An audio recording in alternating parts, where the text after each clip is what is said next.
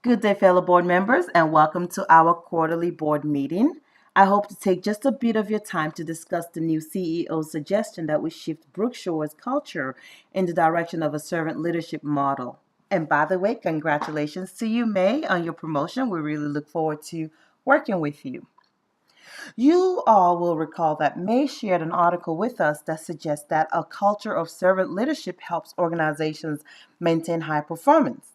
I asked for some time to analyze the evidence, and here's what I'd like to share with you all today. In this presentation, I hope to cover an overview of servant leadership. I will go through a quick review of the servant leader framework as proposed in the article that was shared with us. I trust that you all have gotten a chance to do a quick read of your article. I would attempt to sift through puzzling methodology used in the Melcar and Bosco article and discuss the importance of evidence-based research. I will then review an alternative article by Leiden and colleagues to better inform us about leadership, servant leadership.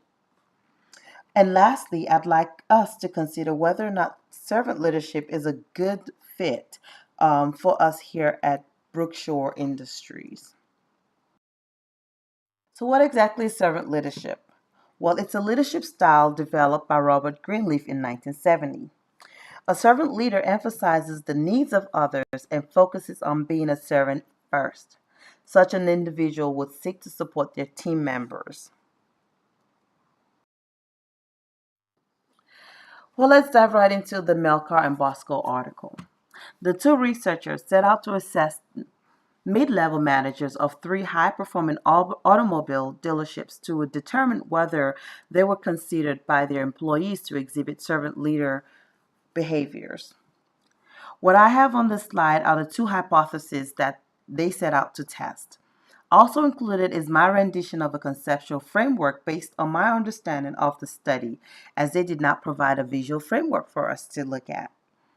Hypothesis 1 posits that the modeling of servant leadership by top managers will result in mid-level managers exhibiting servant leadership characteristics as well.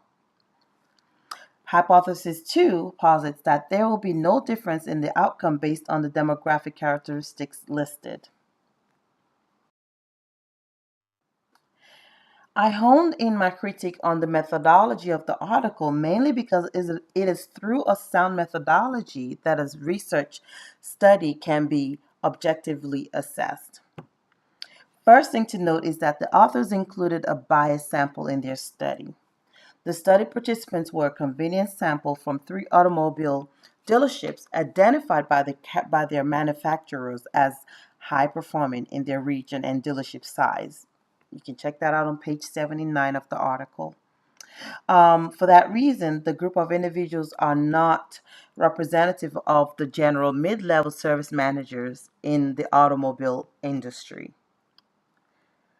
These participants are specifically those from high-performing dealerships. So we're leaving out, the authors have left out those who are in mid-performing dealerships and low-performing dealerships. Additionally, a response rate of 27% is woefully low and should be a cause for pause. One thing that is most problematic is the research study's violation of Mill's canons of causality as described by Cook and Campbell. The three key areas are spelled out. They are explanations for how one might infer causation from a variety of different circumstances.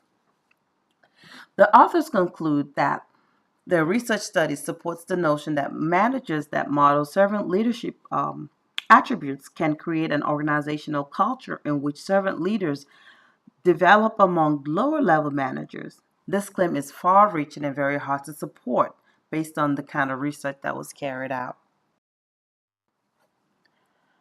The researchers leave a lot of doubt in our minds as to the causality structure of their study. For example, could it be that the independent variable, senior managers' modeling of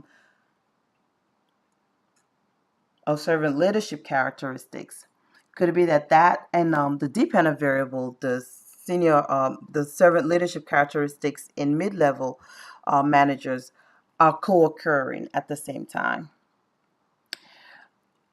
Secondly, is there a temporal order? Temporal order. In other words, does the independent variable truly precede the dependent variable, or could it be the other way around? Thirdly, could there possibly be other potential causes, a third variable, for instance, that's causing both the independent and the dependent variables? The researchers were not able to control for extraneous variables in the sample or procedure that they have presented in their research study. So, with that, I'd like to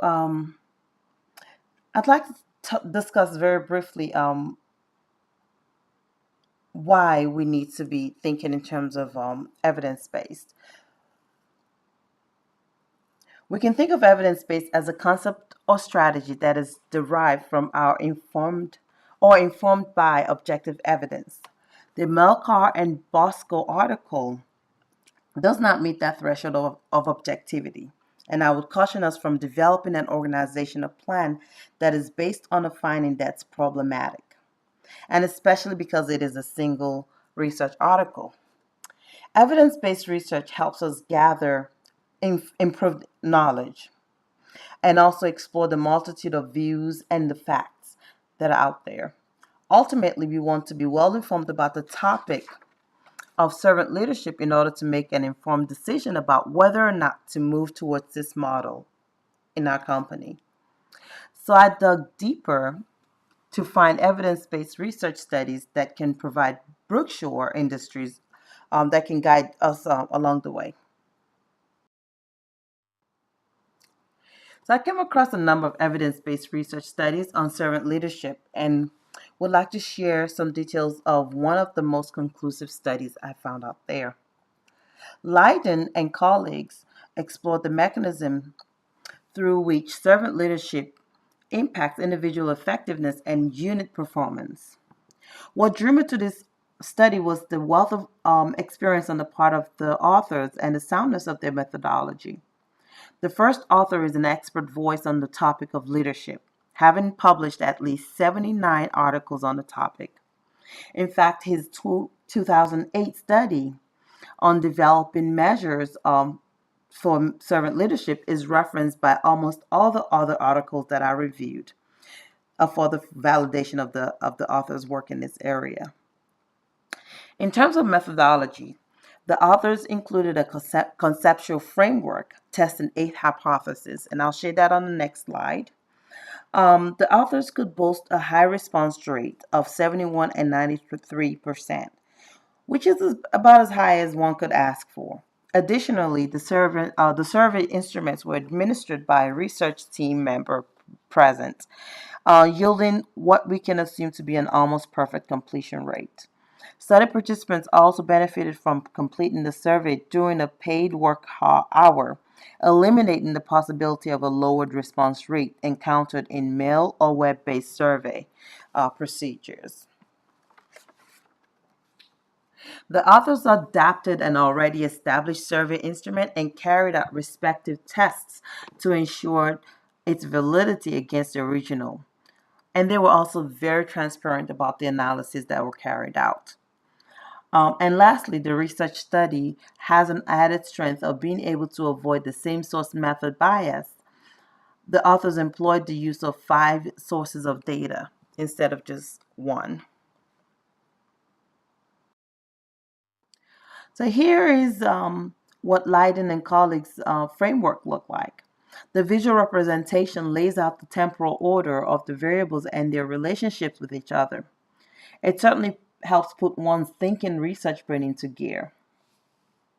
The authors found that servant leadership impacts followers through a role modeling process and in turn impacts interaction among all members of the unit. They conclude that servant leadership creates norms and expectations for behavior among followers. These norms may be interpreted as an organization's culture. The researchers also point out that their results reveal that through a servant culture, servant leadership is positively related to unit performance. So, what are the practical implications of the Leiden article? Well, it is now confirmed that The modeling of servant leadership impacts the followers, and interaction among followers can help a culture of servant leadership take root in an organization. This model was also found to increase a sense of fulfillment among the employees. One more thing is that one more thing that we must accept is we must keep in mind is the fact that autocratic leadership approaches will likely no longer be tolerated by highly educated employees who are looking more and more towards a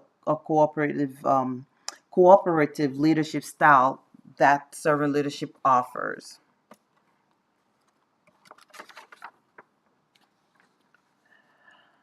All right.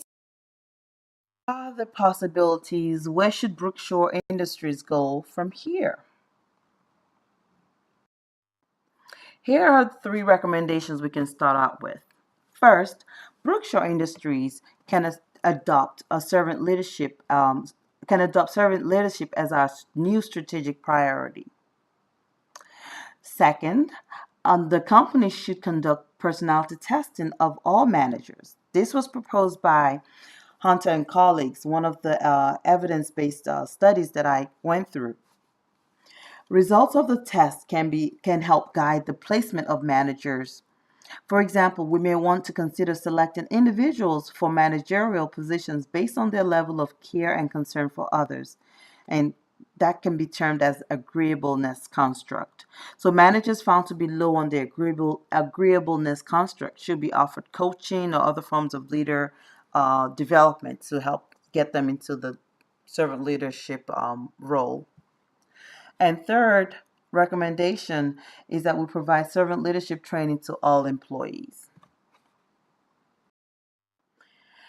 Here are the references to what I have just presented to you, and I will take any questions at this point.